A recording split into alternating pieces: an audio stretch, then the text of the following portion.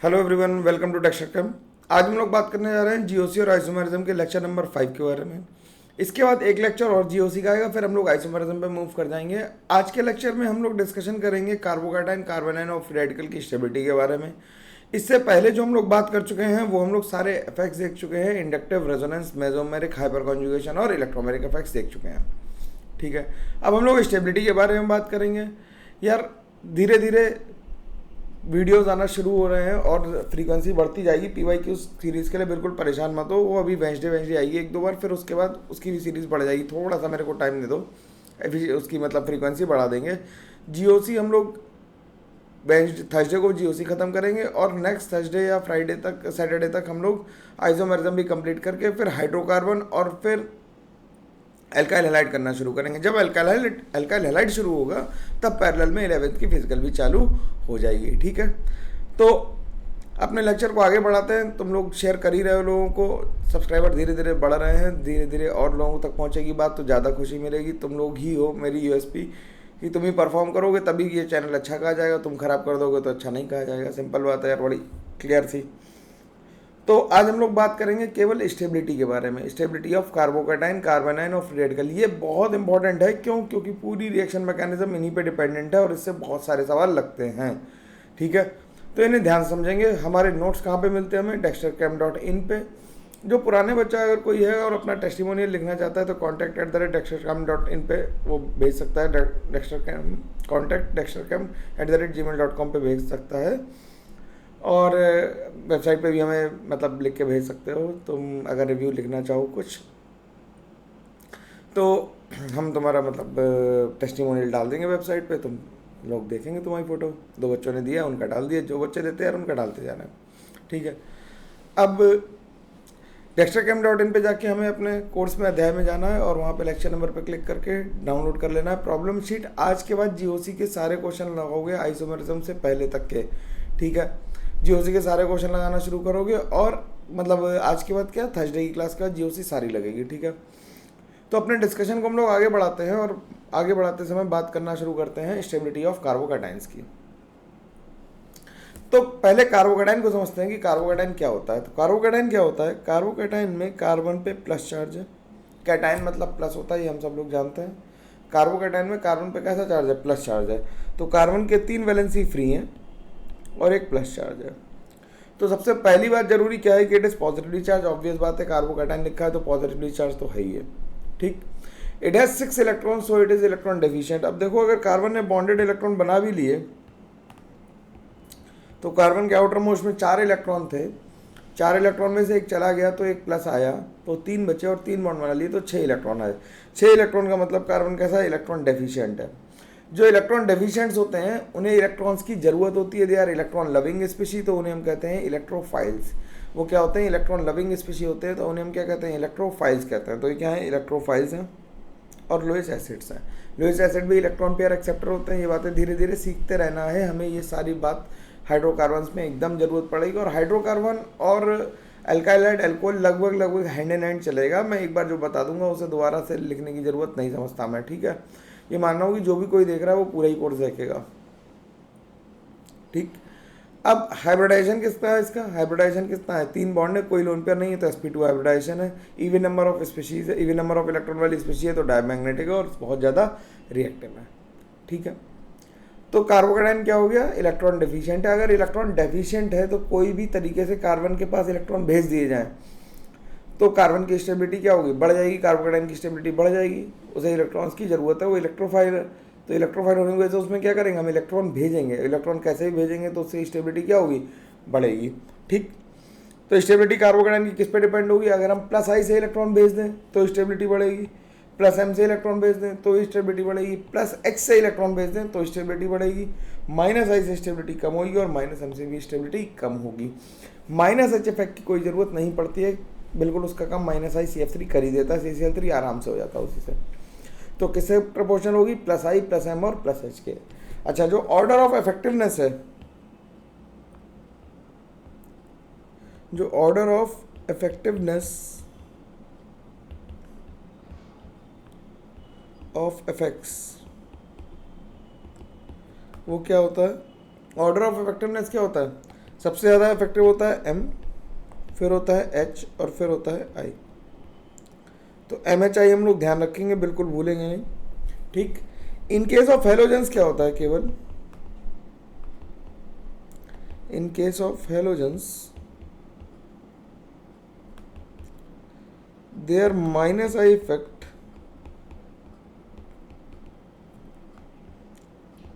is more dominant than plus M effect. Minus I effect ज़्यादा dominant है किससे, plus M से, halogens के केस में, यानी F C L B R I के केस में। बाकी सब में हमेशा प्लस एम ही डोमिनेंट होगा। अब हमें कुछ 10-20 क्वेश्चन करने हैं, 20 क्वेश्चन कर लेते हैं, जिससे हमें कार्बोकेटाइन की स्टेबिलिटी बिल्कुल क्लियर कट पता लग जाए और हम आसानी से अपना काम आगे कर पाएँ। मतलब हम लोग नॉर्मल मतलब हाइड्रोकार्बन पे आसानी से पहुंच पाए। और आइसोमेरिज्म 12th वालों के लिए, 11th वालों के लिए और खासकर जेई मेंस और एडवांस के लिए बहुत इंपॉर्टेंट टॉपिक है। इसलिए आइसोमेरिज्म को भी सही से करना। और क्वेश्चन इन्हीं से आता है, फैक्ट से डायरेक्ट क्वेश्चन केवल रेजोनेंस पार्ट से आते हैं, बाकी तो सवाल यहीं से आते हैं। ठीक है। तो अब हमसे पूछा गया कि CS3, CD3 और CT3 में किसका स्टेबिलिटी ज़्यादा होगा। तो हम जानते हैं CT3 का ज़्यादा होगा, क्योंकि the order of plus I effect जो है किसका ज़्यादा होता है, बताओ भाई कमेंट करके। प्लस आई इफेक्ट किसका ज़्यादा होगा, प्लस आई इफेक्ट ज़्यादा होगा, सबसे ज़्यादा होगा टी का, फिर डी का और फिर एच का। ठीक है, टी का, डी का, फिर एच का। तो प्लस आई जिसका ज़्यादा उसकी स्टेबिलिटी भी ज़्यादा। ठीक। ये कार्बोकेटाइन कैसा है, ये मिथाइल है, ये 1 डिग्री नहीं है, ये मिथाइल कैटाइन है, दुनिया का सबसे अनस्टेबल कैटाइन। फिर एक जगह से प्लस आई लग रहा है, यहाँ पे 2 जगह से प्लस आई लग रहा है, यहाँ पे 3 जगह से प्लस आई लग रहा है। तो प्लस आई से देख लो और अल्फा एच देख लो, तो इसके पास कितने अल्फा एच है, 3 अल्फा एच है, इसके पास 6 अल्फा एच है और इसके पास 9 अल्फा एच है। तो दोनों ही केस में जिसके पास अल्फा एच ज़्यादा होंगे उसकी स्टेबिलिटी ज़्यादा होगी। ये बात हम लोग कर चुके हैं, है ना भाई। अगर ये वीडियो तुम पहली बार देख रहे हो तो पहले जाओ वापस GOC का 1, 2, 3, 4 4 वीडियो देखो, फिर 5वें नंबर पे ही आ पाओगे, है ना। बहुत जल्दी से नहीं आ पाओगे, ये तो बात तय है। ठीक। अगला क्वेश्चन क्या कर रहा है, अगले क्वेश्चन में देखो सब में टर्शरी ब्यूटाइल ग्रुप लगा हुआ है और CH2 ग्रुप लगा हुआ है, लेकिन टर्शरी ब्यूटाइल के साथ एक जगह क्या लगा दिया है, डी लगा दिया है, इसमें 2 जगह डी लगा दिया और इसमें तीनों जगह डी लगा दिया। तो डी का प्लस आई ज़्यादा होता है और अल्फा एच किसी में है नहीं, तो plus I effect of D is greater then that of H. Simple बात है। लॉजिक का आंसर जरूर लिखना, आंसर लिखे बिना गलत आंसर आएगा। अगर 1, 2, 3, 4 सही आ भी गए तो भी गलत बात है, वो सही बात नहीं है। ठीक है, तो पूरी बात लिखनी जरूरी है। ठीक। अब इस पे देखो क्या हो रहा है, इसका हाइब्रिडाइजेशन कितना है, sp2, इसका क्या है sp, और इसका तो प्योर एस में ही होगा, तो इसका हाइब्रिडाइजेशन लिखने की जरूरत नहीं, प्योर एस जैसा ही होगा ये। तो जैसे जैसे एस करेक्टर बढ़ता है इलेक्ट्रोनेगेटिविटी इंक्रीज करती है, तो इलेक्ट्रोनेगेटिव एलिमेंट पे पॉजिटिव चार्ज कम स्टेबल होगा, तो सबसे ज़्यादा स्टेबिलिटी किसकी होगी, इसकी। ठीक है, तो यहाँ पे लिख दें क्या, कहाँ पे जगह लिख दें, as percentage S character increases stability of positive charge decreases।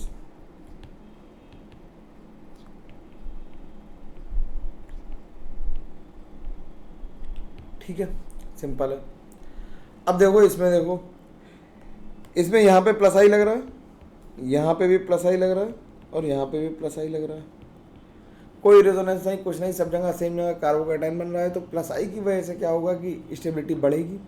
अब स्टेबिलिटी ज़्यादा किसकी होगी, तो जहाँ पे प्लस आई सबसे पास है, आराम से देखो भाई, जहाँ पे प्लस आई सबसे पास है, समझने की ज़रूरत है ज़्यादा, सवाल को जल्दी नहीं करना है, अंडरस्टैंडिंग लेवल बहुत ज़्यादा बढ़ाना है। ठीक। तो प्लस आई सबसे ज़्यादा कहाँ पे लग रहा है, सेकंड वाले में लग रहा है, क्योंकि डिस्टेंस कम है, फिर थर्ड में, फिर फोर्थ में, और फर्स्ट में तो लग ही नहीं रहा है। तो आंसर जो लिखेंगे वो सब लिखेंगे सेकंड सबसे ज़्यादा होगा, फिर थर्ड होगा, फिर फोर्थ होगा और फिर 1 होगा। तो लिख देंगे plus I effect decreases with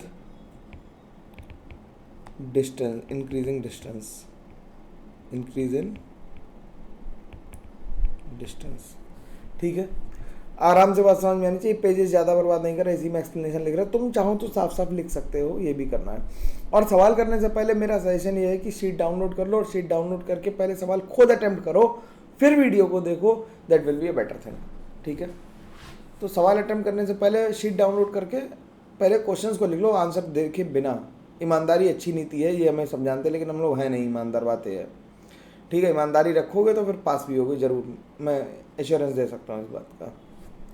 इसमें क्या लग रहा है, इसमें माइनस आई इफेक्ट लग रहा है, इसमें यहाँ पे भी माइनस आई लग रहा है और यहाँ पे भी माइनस आई लग रहा है। अब माइनस आई भी क्या होगा, डिस्टेंस के साथ डिक्रीज करेगा, तो जिसमें माइनस आई नहीं लग रहा सबसे ज़्यादा स्टेबल वो हो जाएगा। और माइनस आई जितना कम होगा उतनी स्टेबिलिटी ज़्यादा होगी। बोलो भाई, माइनस आई जितना कम होगा उतनी स्टेबिलिटी ज़्यादा होगी। अगला वाला देखो, ये कैसा कार्बोकेटाइन है 1 डिग्री, ये कैसा है 3 डिग्री और ये कैसा है 2 डिग्री। इसमें 2 तरफ से प्लस आई लग रहा है, इसमें 3 तरफ से प्लस आई लग रहा है और इसमें 1 तरफ से प्लस आई लग रहा है। और अल्फा एच भी काउंट करोगे तो इसमें अल्फा एच आ जाएंगे 7 अल्फा एच, इसमें आ जाएंगे 3 अल्फा एच और इसमें आ जाएंगे 1 अल्फा एच। तो आंसर क्या आ जाएगा, 2 ग्रेटर देन 3 ग्रेटर देन 1। तो 1 डिग्री 2 डिग्री 3 डिग्री में हम ऐसे लिख सकते हैं कि 3 degree carbocation is more stable then 2 degree और 2 degree is more stable then 1 degree. ठीक है, इसमें कोई दिक्कत नहीं होनी चाहिए किसी को भी, किसी भी तरह की, सब बिल्कुल एकदम ठीक है ना। अगला क्वेश्चन देखते हैं। अगला क्वेश्चन क्या कर रहा है कि इसमें भी देखो 1 डिग्री 2 डिग्री 3 डिग्री से कम चल जाएगा। ये कैसा है 1 डिग्री है, ये 2 डिग्री और ये 3 डिग्री है। हम 1 डिग्री 2 डिग्री 3 डिग्री से आंसर नहीं लिखेंगे, अल्फा एच भी लिखेंगे। इसके पास 1 अल्फा एच है, इसके पास काउंट करके बताओ कितने हैं 4 अल्फा एच और इसके पास कितने हैं 7 अल्फा एच। तो स्टेबिलिटी ऑर्डर यही आ गया। ठीक, अगला क्वेश्चन देखते हैं। बात मेरी समझ में आ रही है, हम लोग धीरे धीरे सवाल लगा रहे हैं आसानी से, है ना। अब देखो कार्बोकेटाइन है, अब कार्बोकेटाइन देख के तुम्हें 2 बातें याद रखनी चाहिए कि एक तो रेजोनेंस याद आना चाहिए और दूसरा माइनस आई याद आना चाहिए। इसमें प्लस आई लग रहा है, इसमें रेजोनेंस हो रहा है। ट्रिपल बॉन्ड रेजोनेंस बहुत कम कर पाता है, ना के बराबर, तो केवल वो माइनस आई इफेक्ट लगाता है। ठीक है, तो इसका आंसर सोच के बताना कि क्या आएगा। ये तुम्हारे लिए छोड़ दिया है, मैंने इफेक्ट बता दिए हैं, सोच के बताना कि क्या आंसर आएगा। सही आंसर करने वाले को क्लैपिंग मिलेगी। ठीक है, अगला क्वेश्चन देखते हैं। अगला क्वेश्चन देखो क्या कह रहा है। अगला क्वेश्चन कह रहा है कि यहाँ पे प्लस प्लस प्लस लगा दिए तीनों यहाँ पे, तो ये एक बार रेजोनेंस करेगा, ये 2 जगह से रेजोनेंस कर सकता है और ये 3 जगह से रेजोनेंस कर सकता है। तो greater the resonance extent of resonance greater will be the stability. तो यहाँ लिख देते हैं greater the extent of resonance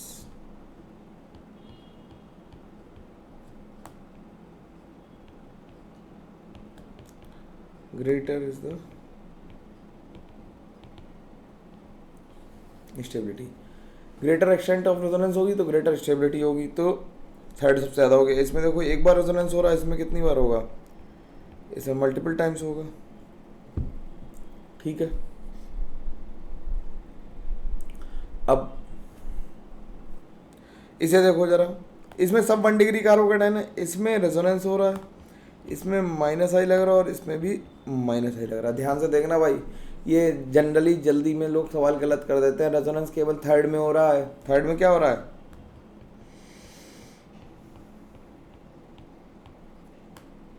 और इन दोनों में माइनस आई लग रहा है। अब इन दोनों में माइनस आई लग रहा है तो किसकी स्टेबिलिटी ज़्यादा होगी, थर्ड वाले की। और फिर उसके बाद 1 और 2 में कौन ज़्यादा होगा, जल्दी कमेंट करके बताओ, जल्दी से बताना भाई कि 1 और 2 में कौन ज़्यादा होगा। 1 और 2 में जो ज़्यादा होगा वो होगा 1, क्योंकि माइनस आई दूर है, माइनस आई दूर है तो स्टेबिलिटी ज़्यादा है।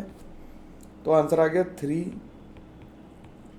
1 2, 3 1 2 आंसर आ गया। ठीक है, I think it's clear and very clear. ठीक, अगला देखता हूँ 13th क्या कह रहा है। 13th कह रहा है कार्बोकेटाइन बना यहाँ पे CH3 का प्लस आई लगा और प्लस H लगा। H इफेक्ट भी काम कर रहा है, ध्यान रखना। CH3 का प्लस H कैसे देखेंगे, अगर मैं इसे इरेज करके दोबारा लिख दूँ तो देखो यहाँ पे क्या है। अगर तुम केवल इस बॉन्ड को ऑब्जर्व करो तो इस डबल बॉन्ड के रिस्पेक्ट में ये पहला कार्बन है, ये अल्फा कार्बन है, तो ये CH बॉन्ड क्या कर सकता है, हाइपर कॉन्जुगेट कर सकता है। और हाइपर कॉन्जुगेशन भी ऑर्थो और पैरा पोजिशन पे ही काम करेगा, मेटा पे काम नहीं करेगा। बिल्कुल रेजोनेंस का भैया है कॉन्जुगेशन हाइपर। ठीक है, तो हम ये लिख पाएंगे कि यहाँ पे प्लस एच दिख रहा, सबको नहीं दिख रहा। एक बार कमेंट करके यार, आप लोग कमेंट कम करें, देख भी कम ही लोग रहे, 100 लोग तक नहीं पहुँच रहा वीडियो। क्या ही बनाऊँ मैं, वीडियो बंद कर दूँ क्या? लोग देख ही नहीं रहे, पता नहीं क्या हो गया यार। चलो, हो सकता है लोग अभी सो रहे हो, बाद में जाके तब देखें, ये भी हो सकता है ना। और जो लोग देख रहे हैं वो शेयर करते रहो यार, तुम लोगों से ही मेरी उम्मीदें हैं कि जब कम लोग देखते, सोचो कि तुम परफॉर्म कर रहे हो, कोई देखने भी ना आए तो फिर क्या ही फ़ायदा है। फिर तो मेरे को तो केमिस्ट्री आती है, मैं तो रिवाइज कर ही लूँगा, उसमें क्या ही है।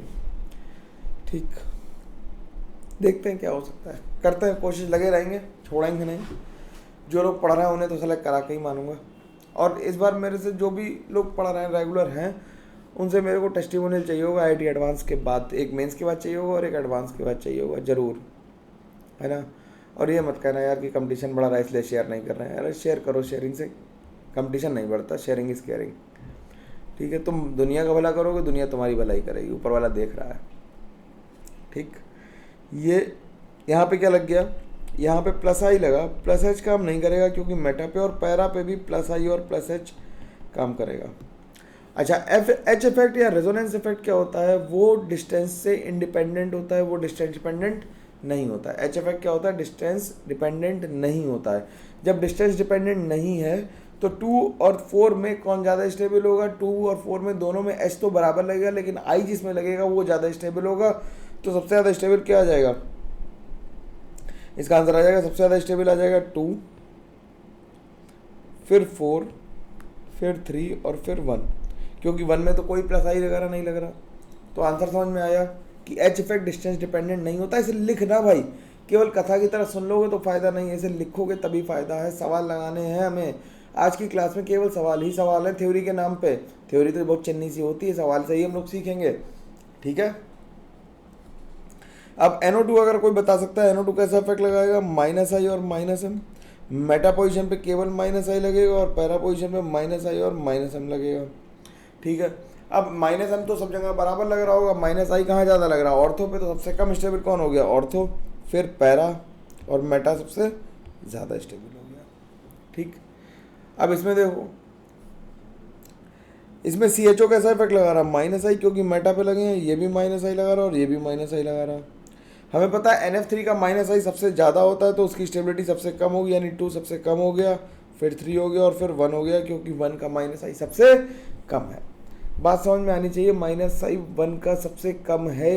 NR3 का माइनस आई ज़्यादा होता है, उस पर प्लस चार्ज है। एक बार नोट्स उठा के देख लो माइनस आई इफेक्ट का ऑर्डर, तुम्हें बात क्लियर हो जाएगी, बिल्कुल बात समझ में आ जाएगी आसानी से। ठीक, अब अगला क्वेश्चन करते हैं। अगले क्वेश्चन को ध्यान से देखो। तो ऐसा क्वेश्चन जब भी साइक्लिक कंपाउंड में आए करने के लिए और कार्बोकेटाइन बनाओ, तो सबसे पहले एरोमेटिसिटी को चेक करो। क्या करो? Check for aromaticity.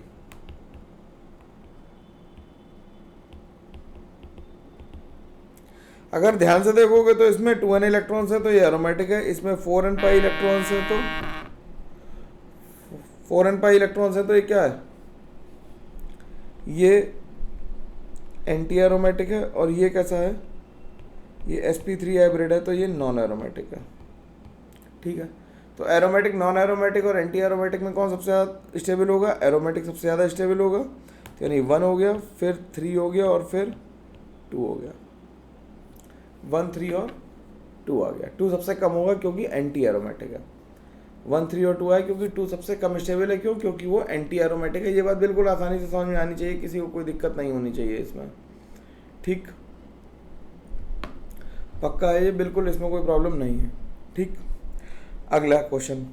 अगला क्वेश्चन क्या कर रहा है? सब पे कार्बोकेटाइन लगा है, बेंजीन रिंग लगी है, और हम देखें अगर तो इसका प्लस आई इफेक्ट है, इसका भी प्लस आई इफेक्ट है, इसका भी प्लस आई इफेक्ट है और इसका भी प्लस आई इफेक्ट है। तो प्लस आई इफेक्ट से आंसर लिख देंगे तो क्या आ जाएगा? 4, 3, 2, 1 आ जाएगा, क्योंकि 4th का प्लस आई इफेक्ट सबसे ज़्यादा है और 1 का सबसे कम है। 4th का सबसे प्लस आई इफेक्ट ज़्यादा है और 1 का सबसे कम है। ठीक, अब जिसने भी आंसर ये लिख दिया कि 4 ज़्यादा स्टेबल है 1 कम स्टेबल है, उसने मूर्खता ये की कि उसने अल्फा एच नहीं देखे। इसके पास 3 अल्फा एच हैं, इसके पास भी एच इफेक्ट लग रहा है और इसके पास 2 अल्फा एच हैं, इसके पास 1 अल्फा एच है और इस पर भी प्लस एच इफेक्ट लग रहा है और इसके पास कोई अल्फा एच नहीं है। तो अल्फा एच ज़्यादा होने की वजह से आंसर जो आएगा वो 1 2 3 4 आएगा। ये मूर्खता हो जाती है, अननोइंगली हो जाती है। हम जानते हैं कि हाइपर कॉन्जुगेशन लगेगा। कितने लोगों से ये मूर्खता हुई ये बताना मेरे को जरा कमेंट करके कि हमने सर फोर्थ आंसर लिख दिया था, आई इफेक्ट देख के एच को देखना ही भूल गए। बेंजीन रिंग में हाइपर कॉन्जुगेशन देखना बड़ा मेहनत का काम है, लोग नहीं देख पाते हैं। ठीक है, ठीक है। और एल्किन की स्टेबिलिटी वगैरह क्वेश्चन फिर से जीआई में भी आएंगे, ज्योमेट्रिकल आइसोमरिज्म करेंगे तो वहाँ पे भी आएंगे। ठीक है, अगला क्वेश्चन देखते हैं। अगला क्या कह रहा है? अगला कह रहा है कि पैरा पोजीशन पे एक पे क्या लगा हुआ है? NO2। NO2 का इफेक्ट कैसा है? -I और -M। OCH3 का है +I और सॉरी -I और +M। इसका +I और +H है। देखो +M इतना डोमिनेंट होता है ग्रुप्स का क्योंकि वो +I और +H दोनों को कंपनसेट कर देता है। तो सबसे ज़्यादा स्टेबल 2 हो जाएगा, फिर 3 हो जाएगा, फिर 1 हो जाएगा और फिर 4 हो जाएगा, क्योंकि 4 सबसे सॉरी उल्टा लिख दिया। 4 और 1 में 4 ज़्यादा स्टेबल होगा और 1 कम स्टेबल होगा। क्यों? क्योंकि 2 में +M लग रहा है। सिंपल बात समझो, 2 में क्या लग रहा है? +M लग रहा है। 2 में +M लग रहा है। 3 में क्या लग रहा है? +I और +H लग रहा है। 4 में -M लग रहा है। -M की वजह से क्या होगा? स्टेबिलिटी कम होगी। और 1 में -M लग रहा है और 4 में कोई इफेक्ट नहीं लग रहा, तो कोई इफेक्ट वाला 1 से तो ज़्यादा ही स्टेबल होगा। ठीक है, अब 19 देख लो। ये 1 डिग्री कार्बोकेटाइन, ये 2 डिग्री कार्बोकेटाइन और ये 3 डिग्री कार्बोकेटाइन। इसमें अल्फा एच कितने हैं? 3 अल्फा एच और इसमें कितने हैं? 6 अल्फा एच। यहाँ पे कोई हाइड्रोजन है नहीं, यहाँ पे कोई हाइड्रोजन नहीं है और रेजोनेंस सब में हो रहा है, तो अल्फा एच से ही देख लेंगे स्टेबिलिटी, तो 3 2 1 आ जाएगी। ठीक, अब इसे देखो जरा भाई, अगला क्वेश्चन क्या कह रहा है? अगला क्वेश्चन कह रहा है नाइट्रोजन का लोन पेयर ये +M इफेक्ट लगाएगा, -I और +M लगाएगा, ये भी -I और +M लगाएगा। अब +M इफेक्ट किसका ज़्यादा है? ये तो इधर भी रेजोनेंस कर रहा है, तो +M इफेक्ट NH2 का ज़्यादा है और NH2 के +M इफेक्ट ज़्यादा होने की वजह से क्या होगा? उसकी स्टेबिलिटी भी ज़्यादा होगी। ठीक, अगला क्वेश्चन। अब कठिन सवालों का लेवल बढ़ते चला जाएगा, ये तो हम जानते ही हैं। अगले सवाल को देखो तो ये कैसा लगेगा? ये 3 डिग्री लग रहा है तुम्हें। ठीक, ये 2 डिग्री लग रहा है, ये भी 2 डिग्री लग रहा है और ये लग रहा है 3 डिग्री। ठीक, इसके पास अल्फा एच काउंट करो तो इसके पास अल्फा एच कितने हैं? इसके पास अल्फा एच है 1 और एक यहाँ वाला अल्फा एच है। ठीक, लेकिन ये कार्बन जो है, this carbon is called bridge head carbon. क्या कहते हैं इसे? Bridge head carbon. ठीक, तो ब्रिज हेड कार्बन जो होते हैं वो लीस्ट स्टेबल होते हैं। क्या होते हैं? लीस्ट स्टेबल होते हैं। क्यों? क्योंकि because of Bredt's rule. Because of Bredt's rule. Bredt's rule क्या होता है अभी पढ़ाएंगे, बता देंगे। पहले इस सवाल को कर लेते हैं। ठीक, पहले डिस्कस कर लेते हैं, फिर उसके बाद हम डिस्कशन एक एक क्वेश्चन करके कर लेंगे जो कठिन सवाल है। अब इसमें देखो 3 डिग्री वाला तो सबसे ज़्यादा स्टेबल होगा, फिर उसके बाद 2 डिग्री और 2 डिग्री में ये वाला ज़्यादा स्टेबल होगा इसके कंपैरिजन में, क्योंकि इसमें +I भी पास में लग रहा है और हाइपर कॉन्जुगेशन भी है। इसमें कोई हाइपर कॉन्जुगेशन नहीं, जो हाइड्रोजन है वो हाइपर कॉन्जुगेट नहीं कर सकते। ठीक, तो इसका आंसर क्या आ जाएगा? 3 2 4 2 3 1। 1 सबसे कम स्टेबल होगा क्योंकि ब्रेड्स रूल के हिसाब से ब्रिजेट पे कार्बोकेटाइन बिल्कुल भी स्टेबल नहीं होता। इसे इलेबरेट करेंगे तो इसे एक्सप्लेनेशन में लिखूंगा अभी अगले पेज में, तो हम लोग देख लेंगे। इसका एक्सप्लेनेशन लिखेंगे हम लोग नेक्स्ट पेज में। ठीक, 22 देखते हैं। 22 क्या कर रहा है कि इसमें रेजोनेंस हो रहा है, इसमें रेजोनेंस हो रहा है और इसमें क्या हो रहा है? ये जो है इसे कहते हैं cyclopropyl methyl cation. Cyclopropyl methyl cation कहते हैं इसे। अगर हम साइक्लोप्रोपाइल मिथाइल कैटाइन कहें तो ये ज़्यादा स्टेबल होता है, इसे भी एक्सप्लेनेशन की ज़रूरत है। ये भी ज़्यादा स्टेबल होता है due to bent overlap. Bent overlap या इसी को डांसिंग रेजोनेंस भी कहते हैं।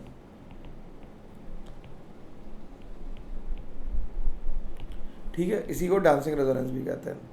अब इसमें इसमें और इसमें अगर कंपेयर करें तो इसमें एक बार डांसिंग रेजोनेंस होगा, इसमें 2 बार होगा और इसमें 3 बार होगा। तो 3 बार डांसिंग रेजोनेंस वाला ज़्यादा स्टेबल होगा, रेजोनेंस से ज़्यादा इफेक्टिव है डांसिंग रेजोनेंस। ठीक, ये डिस्प्यूटेड क्वेश्चन है जो जनरली लोग गलत कर देते हैं, थोड़ा सा डेटा इधर उधर होता है और गलत हो जाता है। कोचिंग्स में कुछ भी लिखा है, आई डोंट केयर क्या लिखा है तुम्हारे पास, सही बात मैं बताता हूँ। ये ऑलमोस्ट बिल्कुल बराबर इक्वल होते हैं, केवल 1 किलो जूल का फर्क है और आइसोप्रोपाइल उसमें ज़्यादा स्टेबल है।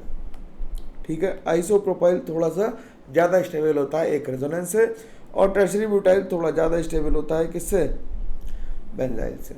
ठीक है, ये दोनों बातें फैक्चुअल हैं, इन्हें ध्यान रखेंगे, रिमेंबर दीज।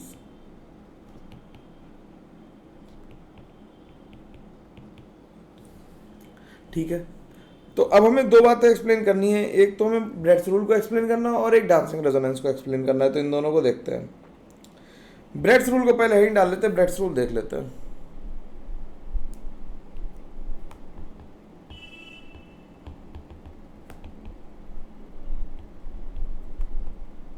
ब्रेड्स रूल देखते हैं। ब्रेड्स रूल क्या कहता है कि bridgehead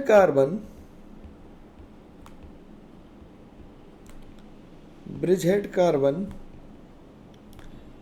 can never be sp2 hybridized और प्लेनर। इसे बिगाड़ दें इधर यार, बहुत छोटा छोटा लिख गया। sp2 हाइब्रिडाइज, राइटिंग सबको अच्छी दिखाई देनी चाहिए, मेरा तो मेन उद्देश्य ये है। हाइब्रिडाइज्ड और प्लेनर। ठीक है, क्यों नहीं होना चाहिए ये जरा ध्यान से देखना कि अगर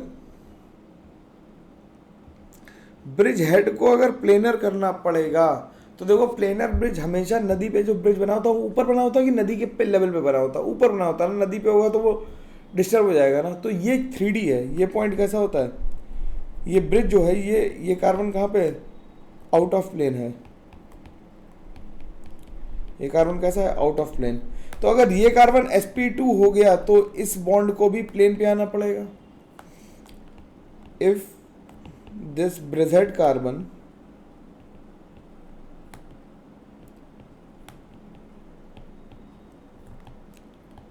becomes sp2 or planar, then this carbon should also have to be in plane, which is impossible,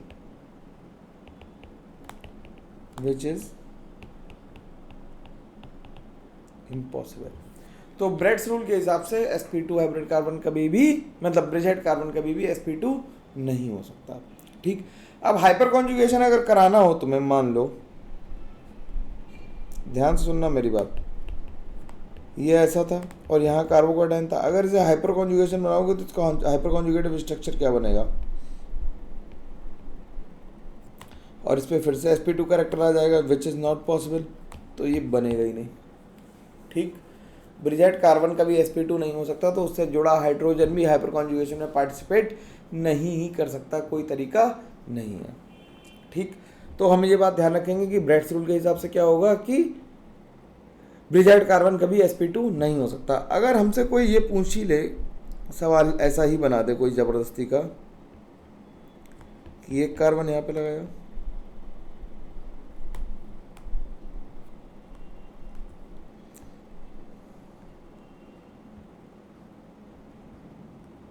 एक यहाँ लगाया,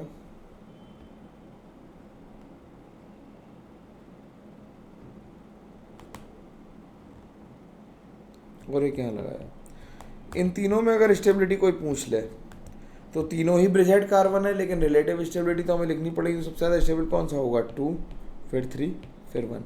जैसे जैसे ब्रिज में फ्लेक्सिबिलिटी बढ़ती जाएगी, कार्बोकेटाइन की स्टेबिलिटी बढ़ती जाएगी। तो लिख देते हैं as the flexibility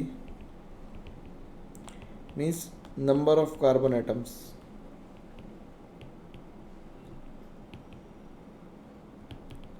in the bridge increases क्या होगा, स्टेबिलिटी इंक्रीजेस। लेकिन अभी भी है कम स्टेबल, लेकिन आपस में अगर कंपैरेटिव स्टेबिलिटी की बात करें तो जिसका ब्रिज सबसे बड़ा होगा उसकी स्टेबिलिटी सबसे ज़्यादा होगी, स्टेबिलिटी इंक्रीजेस। ठीक है, ये बात ध्यान रख पाएंगे हम लोग, इसे हाईलाइट भी कर लेते हैं, इससे हमें ध्यान रहे, इम्पॉर्टेंट बात है बहुत। ठीक, तो ध्यान रखनी है, बिल्कुल भूलनी नहीं है। ठीक, अब बात करते हैं डांसिंग रेजोनेंस वाले की। डांसिंग रेजोनेंस में क्या हुआ, जरा ध्यान से देखना, मैं इसे नीचे से बनाता हूँ थोड़ा सा, यहाँ से। ठीक, अगर हमने साइक्लोप्रोपाइल मिथाइल कैटायन लिया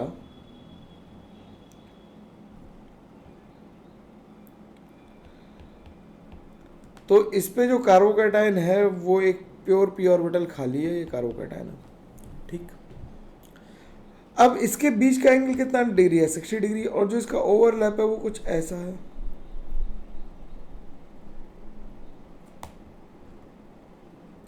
एक्चुअली थोड़ा सा ये बाहर की तरफ होता है, जैसा मैं बना रहा हूं इससे भी थोड़ा बाहर होगा, तो एग्जैक्ट लाइन पे ना हो कि ये कैसा होता है, थोड़ा सा बाहर होता है। मैं अगर दोबारा यहाँ पे ड्रॉ कर दूं छोटा सा, तो ये थोड़ा सा इस तरह से चलता है। ठीक, बाहर की तरफ होगा एंगल स्ट्रेन की वजह से। ठीक, इस तरह का बनेगा। तो क्या करता है कि सोचो अगर पाई बॉन्ड ब्रेक होके दोबारा कॉन्जुगेशन में जाने से स्टेबिलिटी बढ़ती है, अगर पाई बॉन्ड के कॉन्जुगेशन से स्टेबिलिटी बढ़ रही है, तो अगर सिग्मा बॉन्ड टूट के ये इलेक्ट्रॉन इसे दे दे तो स्टेबिलिटी बहुत ज़्यादा बढ़ेगी। तो होगा क्या, देखना जरा भाई,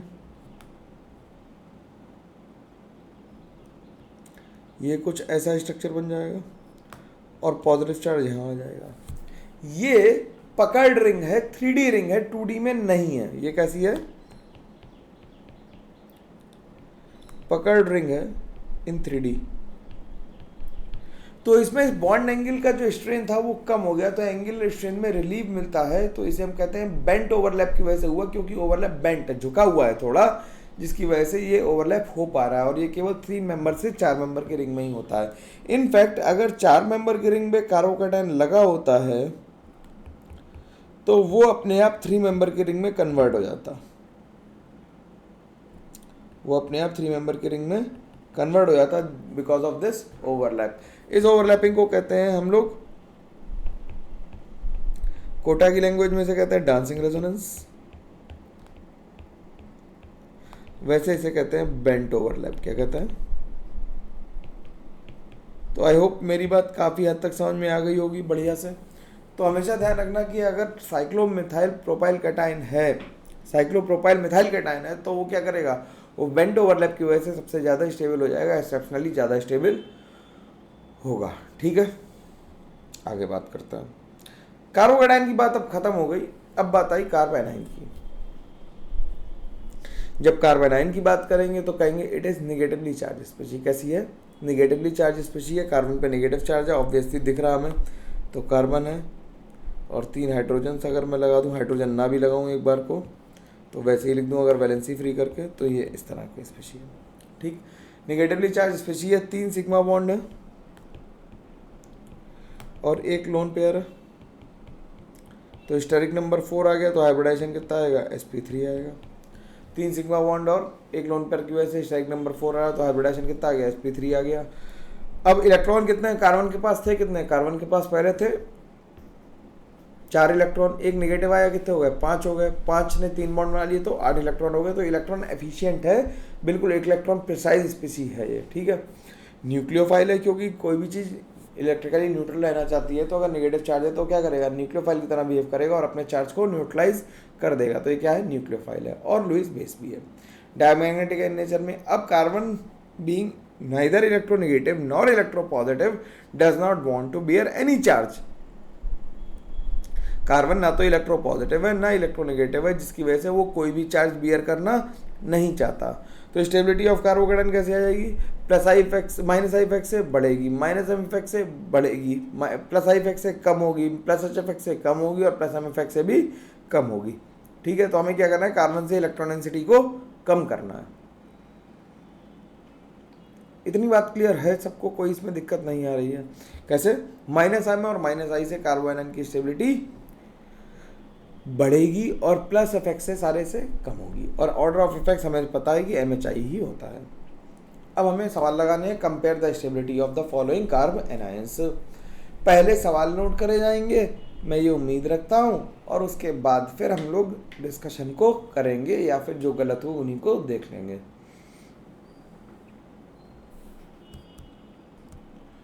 तो क्वेश्चन नंबर 1 देखते हैं, कह रहा है क्या कि CH3 माइनस है, CH2 पे माइनस चार्ज लगा हुआ है। ठीक, यहाँ पे CH पे लगा हुआ है, यहाँ पे लगा हुआ है। अब देखो प्लस आई इफेक्ट से क्या होगा, प्लस आई इफेक्ट से स्टेबिलिटी क्या होगी, कम होगी, और नेगेटिव चार्ज पे डायरेक्टली हाइपर कॉन्जुगेशन काम नहीं करता अनटिल एंड अनलेस वो बेंजीनिंग से कनेक्टेड ना हो। तो तीन तरफ से प्लस आई लग रहा है, सबसे ज़्यादा स्टेबल क्या हो जाएगा, ये 3 डिग्री हो गया, ये 2 डिग्री हो गया, ये 1 डिग्री हो गया, और ये मिथाइल एनाइन हो गया। क्या हो गया, मिथाइल एनाइन हो गया। कलर चेंज कर लेते हैं, इससे दिख नहीं रहा होगा। ठीक है, अब CH3 माइनस, CD3 माइनस और CT3 माइनस में प्लस आई इफेक्ट किसका ज़्यादा है, T का ज़्यादा है, तो T सबसे कम स्टेबल होगा due two plus I effect. बिल्कुल वैसे ही सवाल है, अपोजिट लिखे हुए हैं, आसानी से हो जाने चाहिए। ठीक, अब नेगेटिव चार्ज देखो सब जगह लगा हुआ है, लेकिन जहाँ जहाँ D आ रहा है वहाँ पे स्टेबिलिटी कम होती जाएगी, तो स्टेबिलिटी ऑर्डर सेम रीज़न है, due two plus I effect. इसमें देखना जरा, इस पे हाइब्रिडाइजेशन कितना है, sp3, इस पे कितना है sp2, और इस पे कितना है sp। तो सबसे ज़्यादा स्टेबल कौन हो जाएगा, sp, क्योंकि s करेक्टर जैसे बढ़ता है वैसे इलेक्ट्रोनेगेटिविटी बढ़ती है, और मोर इलेक्ट्रोनेगेटिव एलिमेंट पे नेगेटिव चार्ज ज़्यादा स्टेबल होता है with respect to less electronegative. तो C माइनस पे सबसे ज़्यादा स्टेबल है, और CH माइनस पे उससे कम, और CH2 माइनस पे सबसे कम, क्योंकि CH2 माइनस पे sp3 हाइब्रिड है और C माइनस पे sp हाइब्रिड है। इतनी बात समझ में आ रही है आसानी से, थके तो नहीं हो गए, अभी तो छोटा ही है लेक्चर। ठीक है, बस रेडिकल तक ही करेंगे आज, ज़्यादा नहीं करेंगे, परेशान होने की जरूरत नहीं है। तो मतलब 50 सवाल तो लगाने बनते ही है ना। ठीक, अब ये कैसा है, ये देखो, ये 1 डिग्री है, ये 2 डिग्री है, और ये 3 डिग्री है। तो कार्बोकेटाइन में 3 डिग्री ज़्यादा स्टेबल होता है, लेकिन कार्बोनाइन में 1 डिग्री ज़्यादा स्टेबल होता है due two plus I effect. इस पर प्लस आई लग रहा है, इस पे प्लस आई लग रहा है, और इस पे भी प्लस आई लग रहा है। इस बार प्लस आई जितना दूर होगा उतनी स्टेबिलिटी ज़्यादा होगी, और प्लस आई जितना पास होगा उतनी स्टेबिलिटी कम होगी। माइनस आई जितना पास होगा उतनी स्टेबिलिटी ज़्यादा होगी, माइनस आई जितना पास होगा उतनी स्टेबिलिटी ज़्यादा होगी। तो सिंपली हमने लिख दी है। यहाँ तक बात समझ में आ रही, कोई दिक्कत हो कमेंट करके बताना, अगले सेशन में जब भी हम लोग मिलेंगे कमेंट के बाद, तो फिर हम लोग उसे डिस्कस कर लेंगे। कोई भी परेशानी हो, I am available for solving it, है ना, कि तुम्हें दिक्कत है केमिस्ट्री में तो मैं अवेलेबल हूँ, मैं सोऊंगा नहीं, जगूंगा, पूरे रात तुम्हारे साथ पढ़ूंगा, लेकिन तुम्हें पास करा के मानूंगा यार, अब छोड़ूंगा नहीं ऐसे, है ना। ये नेगेटिव चार्ज रेजोनेंस कर रहा है, इस पर माइनस आई लग रहा है, और इस पर माइनस आई थोड़ा दूर लग रहा है। तो सबसे ज़्यादा कौन सा हो जाएगा, माइनस रेजोनेंस वाला सबसे ज़्यादा। ऑर्डर MHI इसमें भी लगेगा, क्या लगेगा, MHI लगेगा। ठीक, तो आई इफेक्ट जितना माइनस आई दूर होगा उतनी नेगेटिव चार्ज की स्टेबिलिटी भी कम होगी। अगला क्वेश्चन देख लो, अगला क्वेश्चन देखो, इसमें एक जगह रेजोनेंस कर रहा है, इसमें 2 जगह रेजोनेंस कर रहा है, इसमें 3 जगह रेजोनेंस कर रहा है। रेजोनेंस करने से नेगेटिव चार्ज हो चाहे पॉजिटिव चार्ज हो, सबकी स्टेबिलिटी बढ़ती है। Greater the resonance extent of resonance greater will be the stability. ठीक, तो ये यहाँ एक जगह रेजोनेंस कर रहा है और ये मल्टीपल टाइम रेजोनेंस कर रहा है, तो इसकी स्टेबिलिटी ज़्यादा है। ये एक जगह रेजोनेंस कर रहा है, ये 2 जगह रेजोनेंस कर रहा है, तो इसकी स्टेबिलिटी ज़्यादा है। ठीक, 11 तक हो गए सवाल, आसानी से हो पा रहे हैं बिल्कुल, इसमें कोई दिक्कत तो नहीं आ रही होगी यार, ये तो दिक्कत वाले सवाल ही नहीं है कि जिसमें दिक्कत आ जाए। ठीक, अब CH3 माइनस देखो, यहाँ पे क्या CH3 क्या लगा रहा होगा, प्लस आई और प्लस एच लगा रहा होगा, यहाँ पे केवल प्लस आई लगा रहा होगा, और यहाँ पे प्लस आई और प्लस एच लगा रहा होगा। तो प्लस एच वाले तो कम स्टेबल होंगे, प्लस आई वाला ज़्यादा स्टेबल होगा, तो 2 ज़्यादा स्टेबल होगा, क्योंकि हम माइनस चार्ज की स्टेबिलिटी देख रहे हैं। ध्यान रखना, प्लस आई होता तो उल्टा लिखते, प्लस पॉजिटिव चार्ज होता तो उल्टा लिखते। ठीक, अब H वाला जिसमें सबसे ज़्यादा प्लस आई लग रहा है वो सबसे पीछे होगा, और ये बीच में आ जाएगा। क्यों, क्योंकि H तो दोनों तरफ सेम लग रहा होगा, जिसमें प्लस आई ज़्यादा लग रहा है उसकी स्टेबिलिटी कम होगी। Same goes with minus M और माइनस आई, माइनस एम और माइनस आई दोनों लग रहे हैं तो स्टेबिलिटी ज़्यादा होगी with respect to only minus I. तो 1 सबसे ज़्यादा हो जाएगा, फिर 3 हो जाएगा, फिर 2 हो जाएगा। बिल्कुल सिंपल बात है, इसमें कोई परेशानी नहीं होनी चाहिए किसी को भी। ठीक है, अब CH2 माइनस सब जगह है और हम देखते हैं CH3 का कैसा इफेक्ट है। CH3 का प्लस आई है और प्लस एच है, इसका माइनस आई और माइनस एम है, इसका भी माइनस आई और माइनस एम है। हम जानते हैं NO2 का माइनस एम ज़्यादा होता है CHO से, तो सबसे ज़्यादा स्टेबल कौन होगा? 2, फिर 3, फिर 4 और फिर 1, 1 में क्योंकि प्लस लग रहा है हम जानते हैं क्या कि minus M effect of NO2 is greater than CHO। CHO से माइनस एम ज़्यादा होता है किसका? NO2 का। ठीक, अब फिर से साइक्लिक कंपाउंड आ गए। साइक्लिक कंपाउंड आ गए तो साइक्लिक कंपाउंड में क्या करेंगे? स्टेबिलिटी हम कैसे देखेंगे? एरोमेटिसिटी से। तो इसमें रेजोनेंस कराया तो ये कैसा आ गया? Anti aromatic. इसमें रेजोनेंस कराया तो 6 पाई इलेक्ट्रॉन्स आ गए, यानी ये क्या हो गया? एरोमेटिक। और मैंने ये नोट्स में लिखवा रखा है कि 7 मेंबर की रिंग में हम रेजोनेंस नहीं कराएंगे। क्यों? क्योंकि ये नॉन एरोमेटिक होता है, lone pair is out of plane. ये क्या है? आउट ऑफ प्लेन है। तो सबसे ज़्यादा स्टेबल कौन सा हो गया? एरोमेटिक, यानी 2, फिर 3 और फिर 1। ठीक है, अब एक सवाल और देख लेते हैं, एक सवाल और देख लेते हैं इसमें।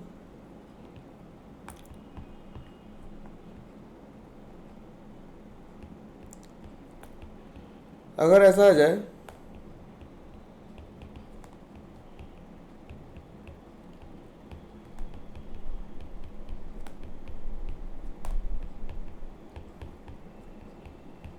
एक क्वेश्चन ये लिखा हुआ है, एक क्वेश्चन ये और लिख देता है।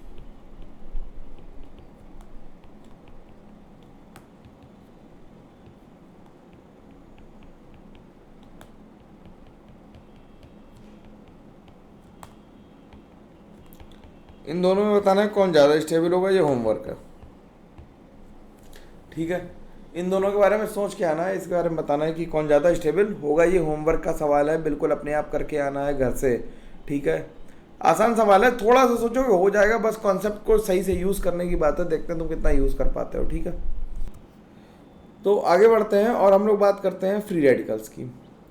फ्री रेडिकल की कहानी थोड़ी सी अलग होती है, ये थोड़े से अजीब से स्पीशीज़ हैं क्योंकि ये फ्री है। फ्री रेडिकल्स हैं, रेडिकल तो जानते हैं दुनिया में जो जो रेडिकल है वो सब अजीब ही है ना। रेडिकलाइज थिंकिंग तो अलग ही होती है ना। तो फ्री रेडिकल क्या है? CH3 रेडिकल है। फ्री रेडिकल क्या है? CH3 रेडिकल है, इलेक्ट्रिकली न्यूट्रल स्पीशी है, कोई इस पर चार्ज नहीं है। जो इलेक्ट्रॉन दिख रहा है वो इसका अपना पर्सनल चार्ज है, तो न्यूट्रल है। sp2 हाइब्रिडाइज्ड है, इलेक्ट्रॉन डेफिशिएंट है क्योंकि उसके पास 7 इलेक्ट्रॉन है।